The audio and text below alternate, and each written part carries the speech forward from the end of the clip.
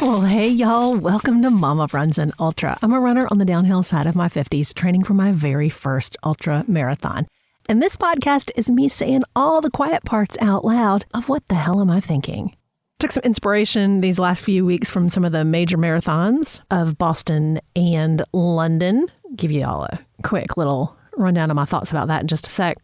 So I've been enjoying my last week of training, feeling inspired by these big races. Yes, totally watched the Boston Marathon, told y'all I would, beginning to end. Found the coverage on the ESPN Spanish channel. That at least gave me a better visual feed. Turn the volume all the way down and then listen to the commentary from Marathon Handbook. Shout out to them. They do a great job. Not associated with any of these places, of just sharing the info of where I find this stuff. And then less than a week later, London Marathon. Heck yeah. Woke up just in time to watch the last 5 minutes of the women's race. Heck yeah, tickets to Cepha. And then just the absolutely unbelievable men's finish. Really inspired by all of it. And kind of taking some inspiration to myself of not freaking out when the training gets hard. As I said, I'm thoroughly enmeshed in these back-to-back long runs. And those were the thing I was so afraid of ahead of time that have turned out to be totally okay. Like, yes, they're hard, especially like the first long run is the long run. And then the second one is really just like a loosen up your legs, get out some distance sort of thing. Still not in any sort of scary overall weekly mileage totals. It's just that it's all crammed up together in those 2 days for the most part. And as a runner, I've always been attentive to the weather. I live in the South. It's hot. It's humid. But our weather has been so all over the place. I've been trying to run in the afternoons when it's warmer, but it's been really erratic. So I have not yet built my normal like summertime acclimation to the heat and humidity at all, because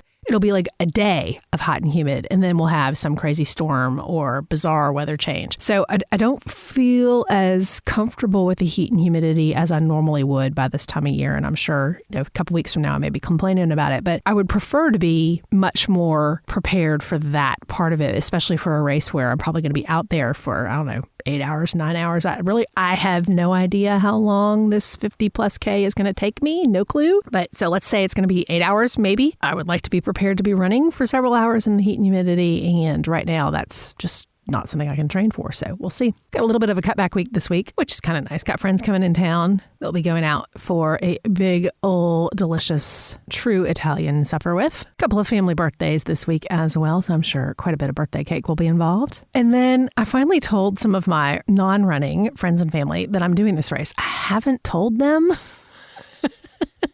Boy, will they be surprised when they find this podcast, if they ever do. But I finally told them, and I was using this little software that lets your friends and family leave little words of encouragement or a funny joke or some sort of brief, chaotic story for you to hear as you're running along the route. I don't think they get it. I don't think they realize I'm actually doing this and I'm not just showing up for the day out of the blue. So I'm trying not to overwhelm my non-running friends with info about this. But at the same time, I really like their little words of encouragement, but I don't think they really get it to understand why that would be thoughtful and helpful. So I don't know. I'm not a person who is really good at saying, hi, I would really like your rah, rah, rah.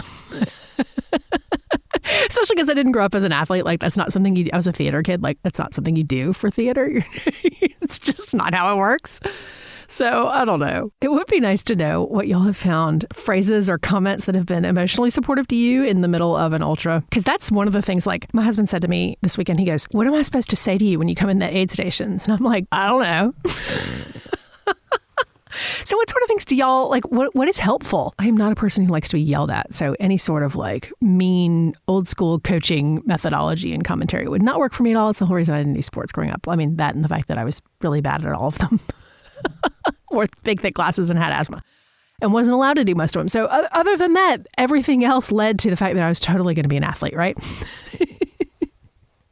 Anyway, if you do have things that have been emotionally supportive to you, either leading up to an ultra or in the middle of an ultra, I would love to know what those are, because I don't even know how to anticipate what would be beneficial. You can leave those in the comment sections on any of your favorite podcast apps. I would super appreciate that. While you're there, tap follow or subscribe. And thank you for all those 5-star ratings and reviews. Fixing to head right out the door, because Mama runs an ultra.